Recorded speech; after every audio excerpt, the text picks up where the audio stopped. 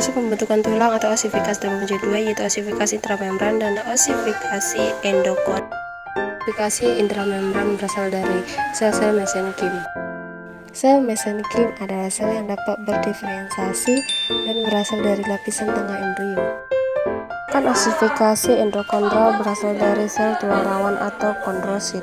Keduanya sama-sama dari sel mesenkim, tetapi osifikasi intramembran memadat di tempat sehingga terbentuklah tulang, sedangkan osifikasi endokondral dari sel mesenkim menjadi kartilago hialin atau tulang rawan yang tersusun dari kondrosit.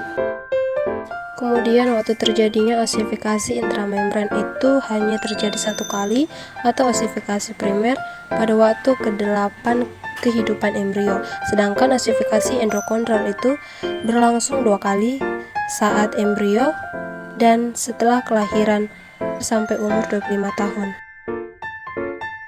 Osifikasi intramembran terjadinya akan membentuk tulang pipi, sedangkan osifikasi endokondral itu pada tulang pipa dan tulang pendek. Selanjutnya kita akan membahas proses pembentukan osifikasi intramembran, dimulai pada saat embrio ada sel-sel mesenkim yang berkelompok berkumpul dalam satu tempat, kemudian akan berdiferensiasi menjadi osteoblas. Inilah nanti yang akan menjadi pusat osifikasi. Osteoblas itu akan menyekresikan matriks organik yang bisa kita sebut osteoid.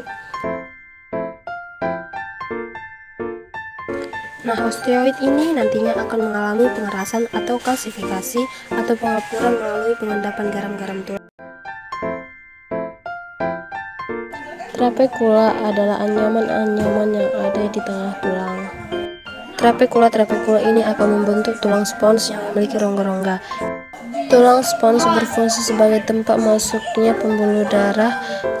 Selanjutnya kita akan membahas osifikasi endokondral, yaitu proses ketika tulang rawan digantikan oleh tulang keras dan terjadi pada tulang pipa dan pendek, sehingga tulang itu semakin panjang.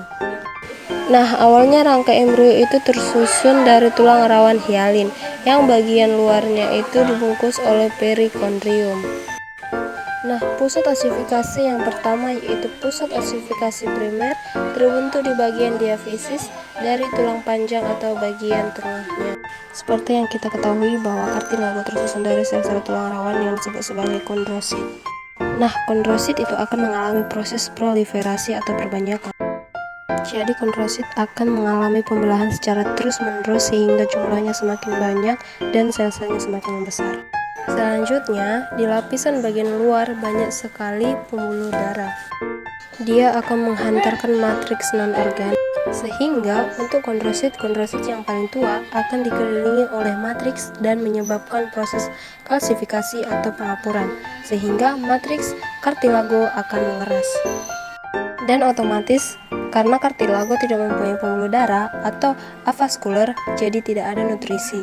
Karena nutrisinya itu diperoleh dari proses difusi, padahal matriks di luarnya itu sudah mengeras, sehingga menyebabkan sel-sel tulang rawan atau kondrosit itu akan mati. Nah, pada saat kondrosit ini mati, akan dibersihkan oleh osteoklas, karena fungsinya osteoklas untuk menghancurkan tulang dan membersihkan tulang. Selanjutnya terbentuklah pusat osifikasi primer yang berada di bagian diafisis. Nah, osteoblas akan menyekresikan matriks organik dan di sekitar tulang rawan yang hancur. Osteoblas sendiri akan terkubur dalam matriks non-organik yang berasal dari pembuluh darah, tetapi osteoblas ini tidak mati karena membentuk saluran kanalukuli untuk transfer nutrisi antara sel.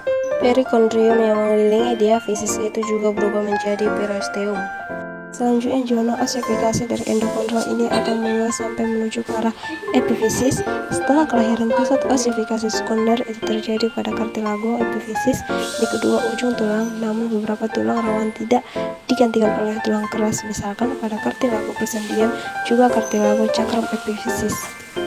Jadi yang menyebabkan tumbuh tinggi adalah karena tulang itu bisa mengalami pertumbuhan panjang oleh aktivitas kondrosit yang ada di cakram epifisis. Tapi semakin bertambahnya umur, misalkan umur 25 tahun, pada saat pertumbuhan tulang itu terhenti karena diafisis dan epifisis itu akan menyatu, jadi tidak memungkinkan lagi ada pertumbuhan panjang dari tulang. Stikes Mitra Usaha di Medan inovatif, Stikes Mitra Usaha di Medan integritas, Stikes Mitra Usaha di Medan service excellent. Terima kasih.